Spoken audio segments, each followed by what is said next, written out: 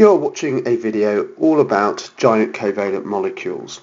Now in this video we are going to look at the bonding, some examples, you may know some already, bond strength, melting and boiling points, solubility, and finally electrical conductivity. So for giant covalent molecules, they have covalent bonds. Now this is the sharing of their outer shell electrons.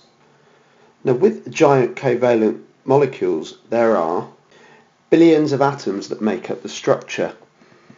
Because of those they have very strong covalent bonds.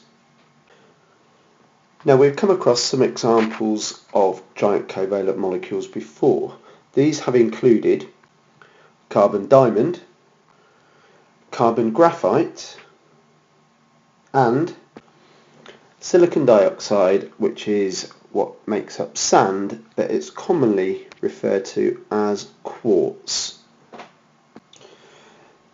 Now giant covalent molecules have very, very strong structures, and that's because they have a share of electrons, as you can see in the silicon dioxide or quartz, that the silicon atom and the oxygen atom share these two electrons here.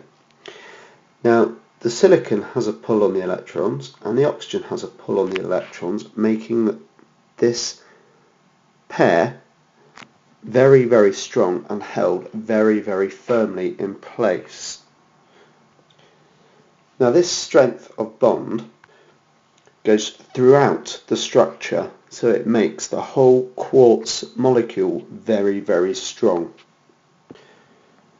Giant covalent molecules tend to have high melting and boiling points. This means they are solid at room temperature. They tend to be insoluble in water, which is why you can see quartz on the beaches, because the sand is not able to dissolve into the seawater. Giant covalent molecules do not conduct electricity. This is because they have very, very strong covalent bonds, and the electrons in those bonds are held very firmly in position.